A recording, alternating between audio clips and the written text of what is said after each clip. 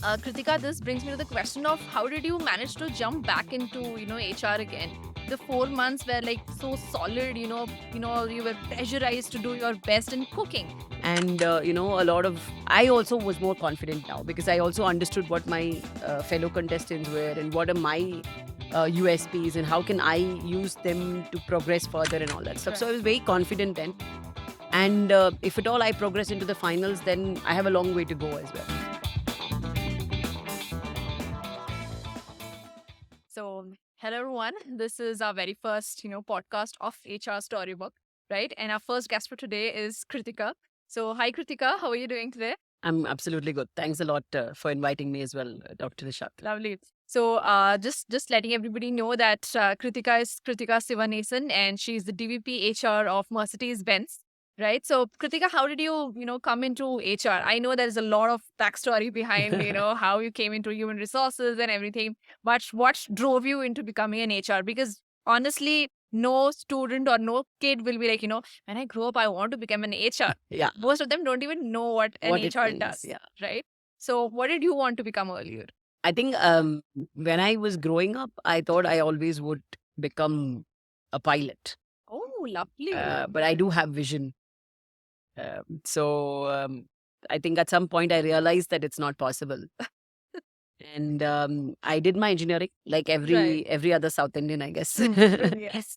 So that was my basic degree. And then Dad was part of British Council. So I've always dreamt about UK, and I got into Right. one of the top 10 universities in UK for my MBA. Lovely. Okay. So then I went to UK to Uh-huh. pursue my MBA. Mm. And my marketing professor used to say that, you should take up marketing. And I used to Okay. ask him, okay, marketing means weekends and evenings are going to go away. So what's that one subject that I can take where I can not spend my weekends out? And he'll say, then you'll have to take HR or finance. All right. And yes, I love numbers, but between the two, I I think, would definitely. yeah, I chose HR. So it was basically a choice of convenience in the beginning.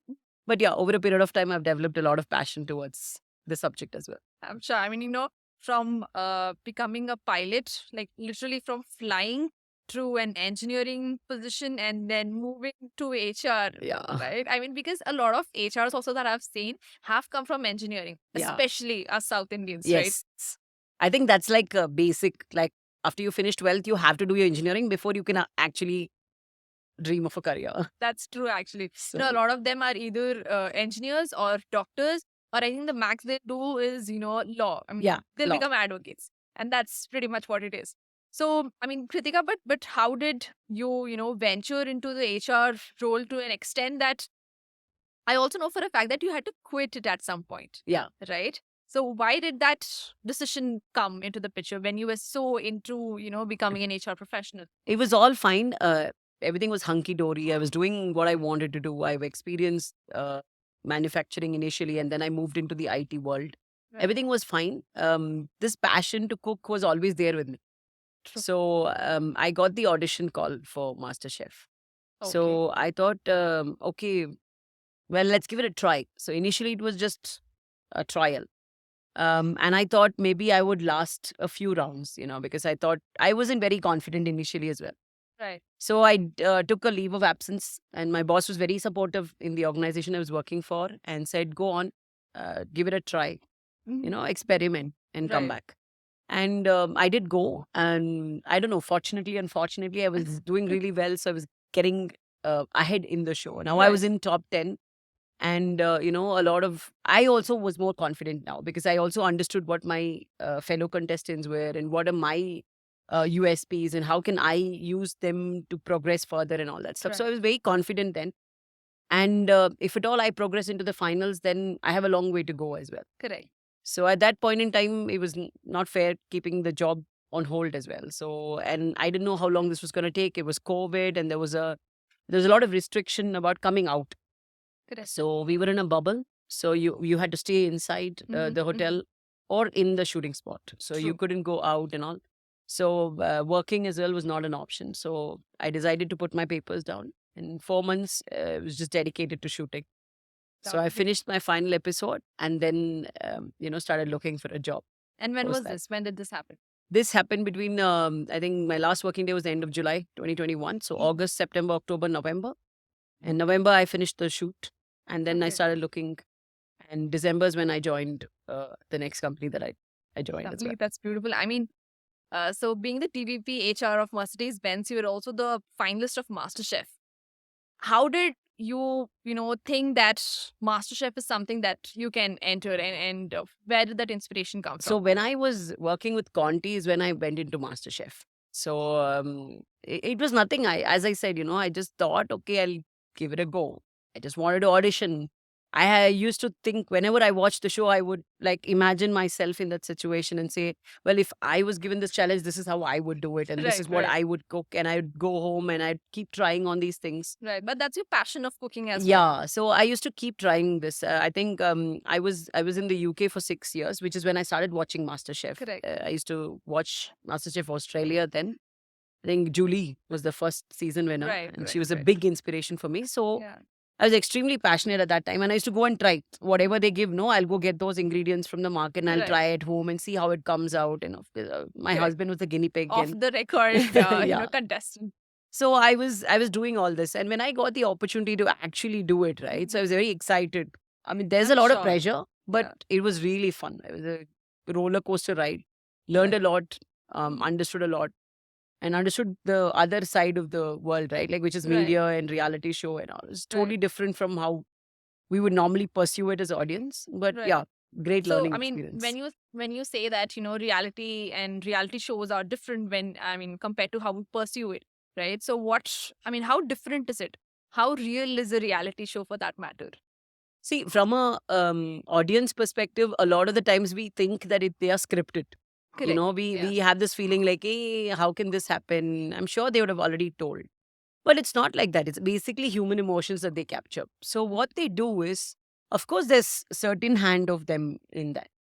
So how to perceive is it? They will put you in situations, see how you react, and formulate the rest of the situation based on your reaction. Okay. So it Correct. is real from a perspective of whatever your emotions are. Reality Right. show in its truest form, because when you're put in such a situation, how would you react? That's Mhm. exactly what will happen there as well. The 1 hour that they give is real. Of course, there will be some extra shots that they will take when you're walking in, when you're clapping, or when they want to change the setting. All of that is not going to get covered in the show. True. But our actual time of cooking and everything else is exactly the same. So there's no scripting or there's no manipulation of that sort at all that Right. happens. So I'm sure. Especially when there is a contest going on, yeah, right? That has to be true. That yeah. cannot be biased or something. Makes sense. But then, Kritika, this brings me to the question of how did you manage to jump back into HR again? The 4 months were like so solid. You were pressurized to do your best in cooking, which is a completely different domain, and human resource function is like vividly different, Yeah. right? So how did you manage to jump back? See, I think both of it. This is my career and that's my passion. So I knew when I was going to step into MasterChef that eventually I'm going to go back to HR. Okay. Of course, I do have a dream of opening my own restaurant. Bringing back lost recipes Right. to the audience. How do I say? I am originally from Tamil Nadu, Right. and in Tamil there's a saying "Unavi maranda" means food is medicine. Oh, lovely. Okay. So that's something that I always dreamt of. And eventually, probably my retirement plan, I would open a restaurant and I would definitely have recipes that you would not get anywhere. There are so I'm many sure. vegetables that I cook at home that I grow at my own terrace Ishkar. Okay. that is not available in any supermarket in Bangalore. Really? Some of them may Wow. be available in Chennai. In my native, definitely some more are available. But these vegetables are something that people wouldn't have heard about. Wow. So, and they have so much of health benefits. Already looking forward to coming to your restaurant and Yeah. being one of the first few customers, Kritika. So, eventually at some point, I would want Right. to like grow and then serve them from there and then teach them the importance of what it is. Right. So, it's not going to be probably a restaurant where you come, you pay, you eat, and you go. Probably you will have to experience, you'll have to understand and probably change into that lifestyle. Maybe Right. start eating healthy a little bit and eventually it will show up in your blood work. And I'm sure because a lot of these, I mean, a lot of times these days, people are moving into more organic food, more healthier food for that matter. Things are not just labeled healthy, not just labeled organic, but which are actually healthier for you. Yeah. Right. So I think when you're talking about these different vegetables and all of that, that will make a lot of difference to their lifestyles as well. So looking forward to that. And that being said, I want to understand your, progression as an HR professional. How did you actually begin? Like since the time your professor told you that HR would be Yeah. a good subject, how did that connect come into the picture? So as I said, it was something I chose out of convenience in the first go. Right. But I did like the subject as well, especially when we're talking about OB or OD, where it's more like psychology, right? But within a workplace. So it's Correct. extremely interesting to understand the different kind of people, how they react, and, understand them, understand the diversity within a workplace. How can you then cater to something that's going to cater to everybody's needs? True. So it's like all five fingers are not the same. Similarly, everybody is different. Correct. But at the same point, you as an organization cannot go and set out different rules for different people as well. So how do you ensure that there is that differentiation that is there, but still there is the consistency that is maintained? That was very intriguing for me and probably one of my most favorite subject as well. But apart from that, when you take a job, you can't just look at the nicer aspects of it. You will also have to focus on the transactional stuff, right? So Correct. it comes with the job. Right. So yeah, that part also goes along, and this part also goes along. So initially, I did my MBA in the UK, and then I was working there for about 4.5 years. Oh, lovely. So you So worked in UK itself as an yes, HR. yeah, Lovely. and I was I was a permanent resident there. Correct. Bought a house, thought that I would settle down there, but Right. somehow I missed the country, the vibrancy of this country, I'm sure. the camaraderie between people here, Yeah. the friendliness, the bonding, and the Correct. social life. Everything was missing. It was a True. very monotonous life for me back there. Agree. So we were literally earning for it. So I said, um, Not happening. money is not everything in life, right? Absolutely. So we decided lock, stock, and barrel, packed our bags, and came back to India in 2011, end of 2011. Okay. Okay. And since 2012, Bangalore's been home, Okay. and Bangalore's been very kind to me. I've built my house here. I've been here with, I think, 1, 2, 3, 4. This is my 5th job here. So Great. Okay. yeah, in the last 12 years, 5 jobs with a MasterChef experience in between. I mean, you're donning so many hats right now, correct? Yeah. So I just want to understand how did you, manage to get into Mercedes Benz? I mean, how did that happen? Because after MasterChef, you were into another company, Yes, I right? was. And how did you get into your current job? So I was 6 months into that organization. It was a startup, bootstrapped. Somehow, the morals and the principles and the ideals with which they wanted to work and which I carry along in my life did not gel with each other. And I was not convinced with the methodologies or the values that they were prescribing. So at some point, me being part of the leadership there as well, had to take Right. a conscious choice that, this is something that's not working for me. So I did quit my job without having a job in hand. And that's mean, when that's a Mercedes bold step. happened. Yeah. I mean, see, good See, thing. Take so action time. so yeah, I strongly believe in this. One of my most favorite sayings is by Marilyn Monroe. She says, sometimes good things fall apart because better things fall in place True. or fall back together. Absolutely. So Yeah. I think always one door closes because there's a better door that's open for you. Agree. And I want to believe in that as well. So much of positivity in that saying as well. Right. So likewise, Mercedes-Benz happened.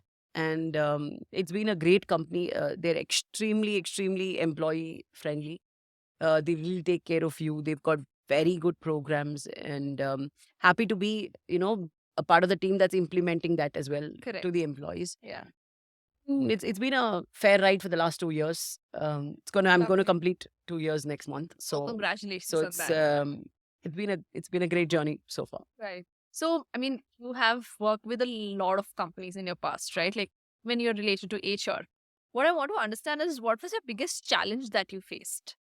So many. I think one of the biggest that I would like to highlight in the entire journey is the acceptance of a female leader at the seat of the table, especially in HR, right? Like, Is it still there? Because we have been talking about, unity and diversity and then inclusion, most importantly, women empowerment. But is that still there? yeah, we speak about all this definitely, Nishad. And there's a lot of the times that there are a few people who are extremely empathetic, who understand it. But somehow, when there's business pressure, right, everybody gives in at some point. Right. And there, sometimes, uh, equality is out of the window. And then sometimes, and believe me, it's been unconscious bias for a really long time. It's like, I don't know how many centuries we've Yeah. been, subdued. Yeah. And if they want people to change within the last 10, 20 years, it's not going to happen. Yeah. It's going to take its own sweet time. But I wouldn't say that it's not changing. It's definitely changing. I could see the experience or the difference in my experience from when I started working in India Correct. to what I am currently exposed to in my current job as Right. well. Well, I started in a manufacturing concern, a much more hierarchical, much more conservative environment where True. people used to call each other sir, madam, and all that stuff. And, Right and now, women were prototyped also in certain exactly. roles. And we were hardly 7 members then, 7 women in the entire organization. And it was different then. But True. right now, I think it's changed so much. But is there room for improvement? Definitely, yes. So that's been one of my challenges personally, that I've had to fight for the seat Right. of the table, for my opinion, for my right to talk. Even if it's not HR, when we are sitting in the leadership table, I would have Correct. something to say about business as well, Absolutely. with a limited knowledge that I may have or I may Yes. bring to the table, but a different perspective. Yeah, I think it also makes sense that, when as an HR, you have a lot of analytics and, reports also, right? Related to the people which will eventually affect the business. Yeah. And you have all the right to talk about, it in front of the leadership. So that is something that Yeah, we especially are quite understanding about. employee psychology and all that Correct. stuff. So you bring about some experience with whatever situations you faced in the past. Right, right. And that definitely adds value. But yeah, as I said, it's getting better as we speak. So, we have speaking about your the challenges that you face in your personal life as well, right? When you're talking about an HR role and everything, what was the biggest challenge that you faced being in HR in in any company per se? Say, for example, a people problem that you had to solve, and which you took the initiative of doing. Okay. So in one of the companies that we worked, we had a challenge because there was about 10 entities within India. And you had the option to do internal job rotation, meaning you Correct. can move from one company to another for any Right. role if you're getting selected for it, of Right. course, through an interview and all. However, the experience of the rewards and recognition in different entities were very different. Okay. So at that point in time, then CHRO also requested or advised us to do a project where I did a project with rewards and recognition as a Bible. So we collected all the practices across the entities. Okay. Then we kind of made like a Bible and said, okay, these are the standard practices that you will follow. Right. Now we then handed it over to the local departments and said, little bit of tweaking here and there is fine, but let's stick to this majority of the bouquet. Correct. So you can pick and choose from this so that there is consistency in terms of what you can expect as an employee as well. Okay, that makes sense. So, and Right. then we, as a pilot for the particular entity that I was working, we also launched a reward tool, which was very, how do I say, very well received as well. Correct. And it made life easier rather than going for Amazon vouchers and Flipkart vouchers or Absolutely. Yeah, dinners I'm or sure. whatever it is.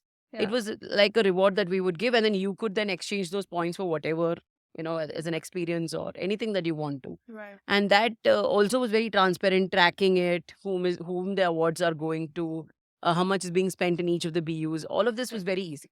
Yes. So the tool also helped. Yeah. So a little bit of Sense. that automation or digitization of that was Right. also very, very helpful Right. for the entity. So when you're talking about automation and digitalization and everything, right? I think digital transformation is something that a lot of people have been talking about, and especially in human resource function, right? Digital transformation is an aspect that many people are experts in, right? They hold the expertise in certain topics. But then, what I want to understand here is that we have been talking about digital transformation a lot. I think the topic has saturated to an extent.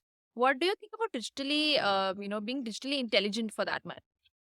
See, that is what I think is a bit challenging.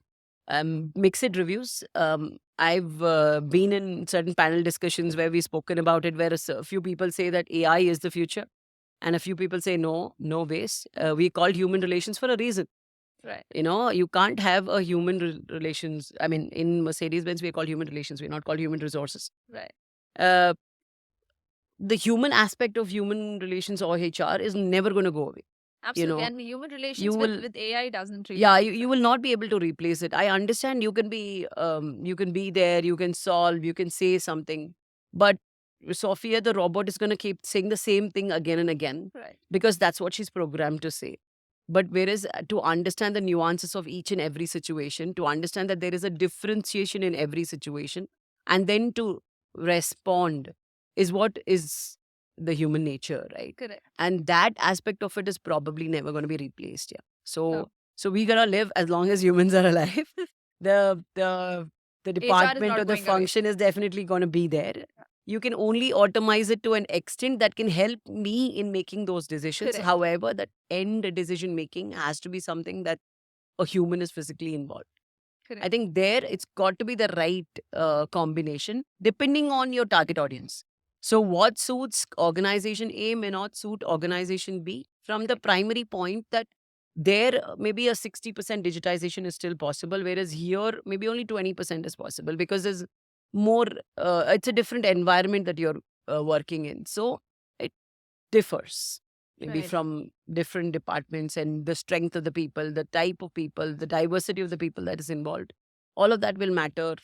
And based on that is when we can I judge, what's the percentage that we need to digitize or automate Right. HR in that So organization. I think I have one question here, right? So when you went, I mean, you joined as an HR, correct? Were you married then? Yes, I was. All right. And I how did your husband take up this, choice of yours of just becoming an HR from an engineer and then suddenly moving into the cooking field and then quitting your job and you have, a daughter and everything. I know that you have, you are the mother have of a two. 21-year-old. Yeah. I mean, honestly, you don't look like the mother of a 21-year-old. I'll constantly keep saying this to you. So, I mean, what was his reaction? What was your See, family's I reaction? got married after my 6th semester of engineering. Oh, And then I went back to okay. college for my final year. Oh, lovely. Okay. And my husband was visiting me. Okay. And then by 7th semester end, I was pregnant. Oh, wow. Okay. And we did the math. And then we realized that the baby is going to come out after the final semester. So Okay. I just went ahead and, finished my last semester and then had my baby.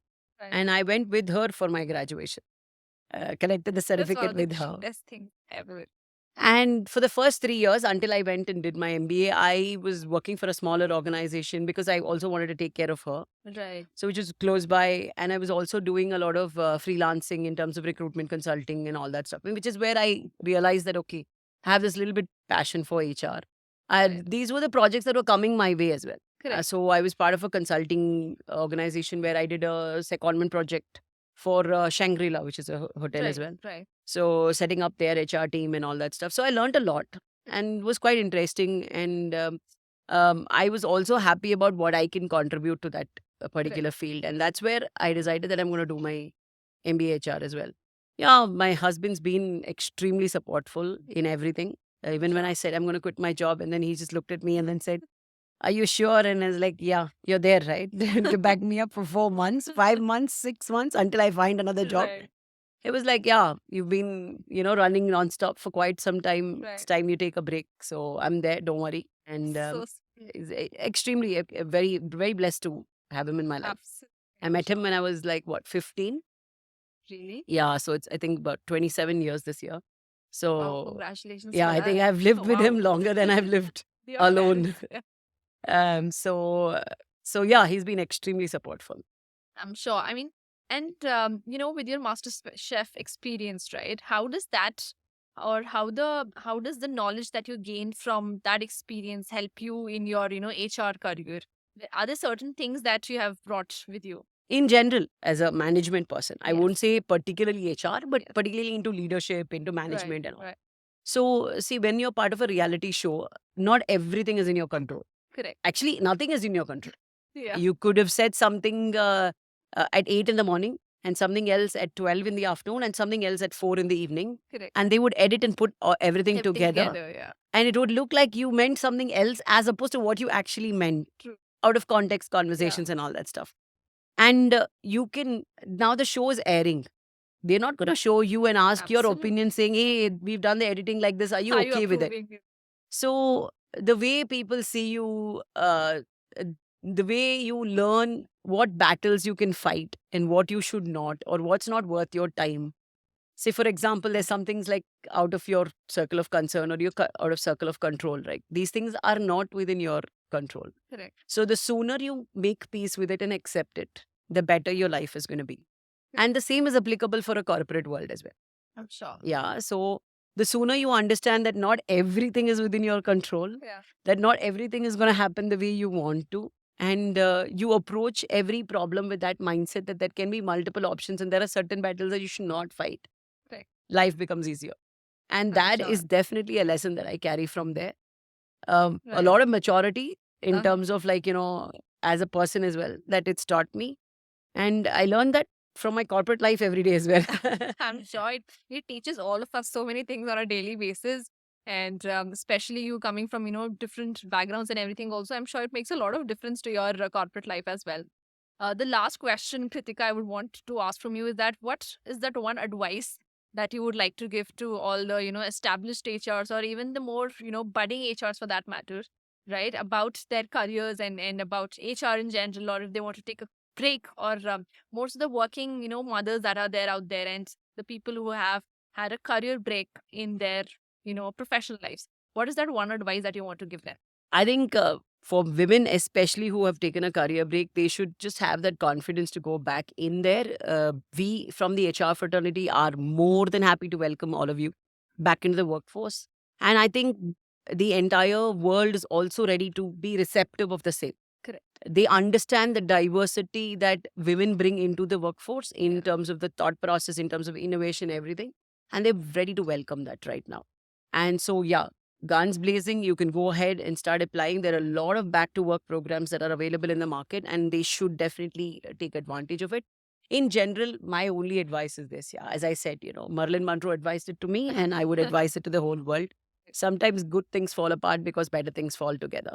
Right. I think if you are going to keep on worrying about the things that didn't work, then the things that could work are going to be missed out on. Correct. So I think just be positive, choose your battles, stay happy, stay healthy. That's about it. Right. I think that's wonderful advice, Kritika. With that being said, bad things fall apart because good things have to come back into their place and everything. That being said, we take, your time and everything. Thank you so much for giving us your time today. And we are very happy that you were able to make it to the show today. Yeah. Right. And looking forward to more such discussions in the future. And congratulations for the 2-year work anniversary that you have. Thank you. Thank you so much, Dr. Nishat Afzal. It was a great pleasure having me here as well. And it was a lovely conversation. Thank you so much. Same here. I've I've learned so been much reliving about you. my experience as well through all of these conversations. Absolutely, because understanding another woman's experiences and learning from them is so great in itself that obviously gives a lot of inspiration to me and to a lot of other people as well. Correct. So thank you so much for inspiring me and thousands of other people who are watching this video. Thank you. Thank you. Thanks Thanks a lot. you. Pleasure's mine.